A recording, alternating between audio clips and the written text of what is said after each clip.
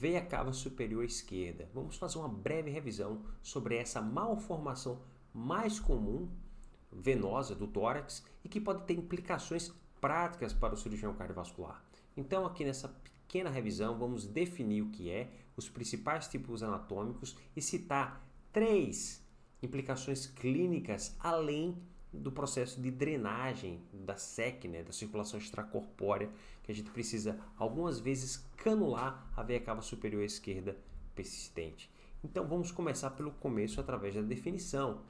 Eu não vou adentrar aqui me aprofundar em questões embriológicas, mas se a veia cava superior esquerda ela persiste, significa que ela existe. Então, no período embrionário, de fato, através das veias cardinais, há uma veia cava superior esquerda e quando ela persiste, pode ter esses 3 diferentes padrões.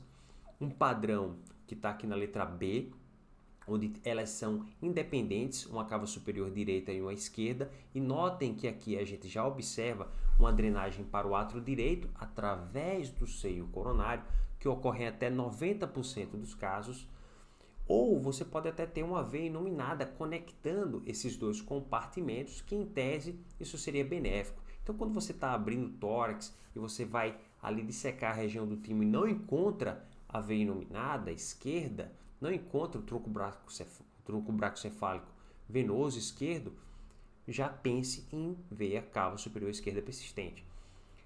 Depois desse padrão, tem esse terceiro padrão, que é a ausência de veia cava superior direita. Olha que loucura!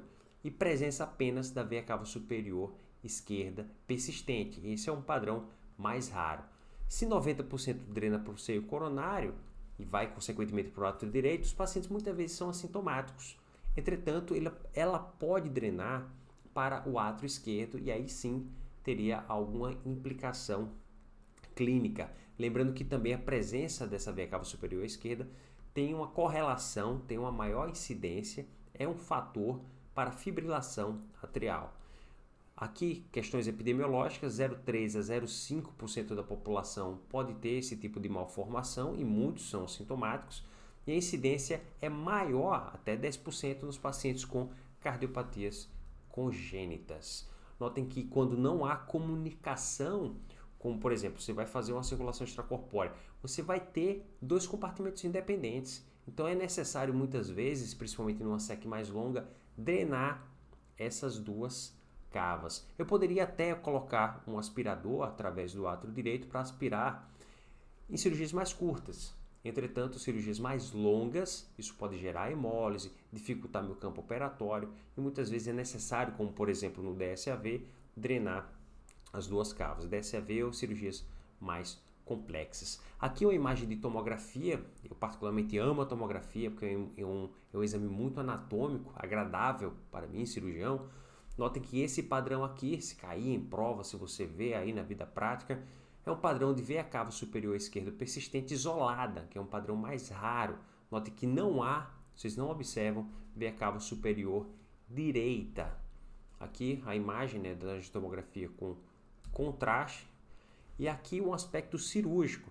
Então, não encontrou o tronco bracocefálico venoso, dá uma olhada, puxa ali o coração, como se fosse ver a auriculeta esquerda. Vocês podem notar a veia cava superior esquerda persistente. A depender da cirurgia, pode ser necessário canulá-la. E aqui interessante também dessa publicação, que ele mostrou uma veia cava superior direita atrésica, não formada, não havia fluxo, havia apenas um cordão fibroso. E aqui a imagem do ecocardiograma, como já citado, essa drenagem pode envolver até 90% dos casos, e o seio coronário, por conta dessa drenagem, por conta desse fluxo, que pode corresponder até 20% do fluxo do corpo, o seio coronário fica dilatado. Isso pode ser evidente no ecocardiograma.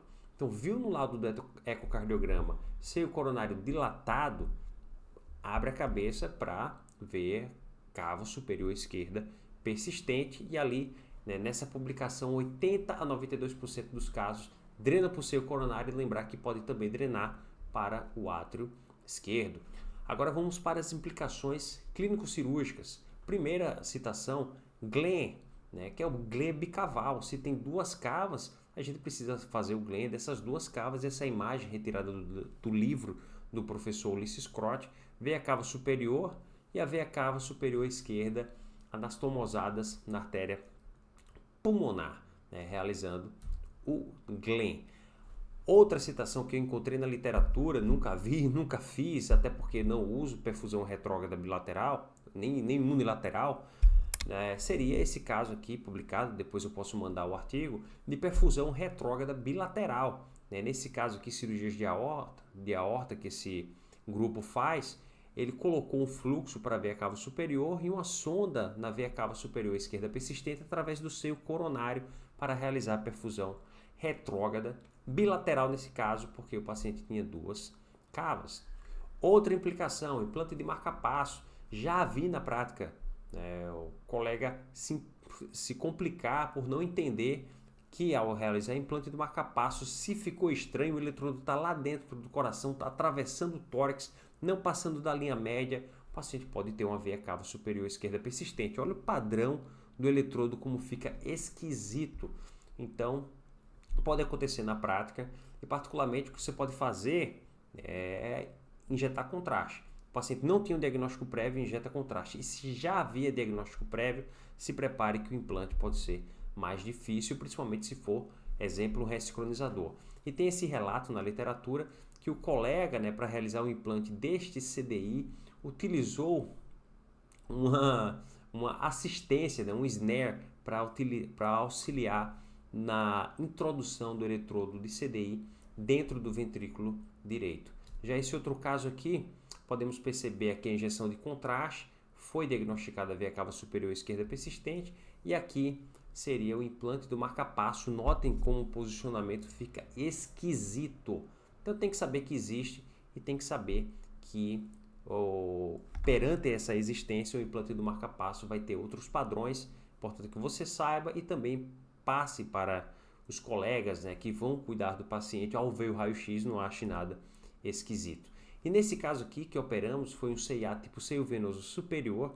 Observem aqui que colocamos 2 aspiradores. 20% até 20% do fluxo do corpo pode vir para o seio coronário através da veia cava superior esquerda persistente. Então, nesse caso, a gente precisou aspirar, foi uma cirurgia relativamente rápida, uma SEC relativamente rápida, então a gente preferiu não canular, e isso é respaldado pelo CROT, pela experiência dos cirurgiões que publicaram o capítulo de CIA e de CIV, e é o que fazemos na prática. A gente coloca aspiradores quando a cirurgia é mais curta, cirurgias mais longas, como DSAV, que pode ter tempos de SEC descritos na literatura acima de 120, 150 minutos, tempo de clampeamento acima de 100 minutos. Então, é salutar fazer uma drenagem mais efetiva, porque a aspiração pode causar hemólise. Espero que vocês tenham gostado dessa breve revisão e um forte abraço.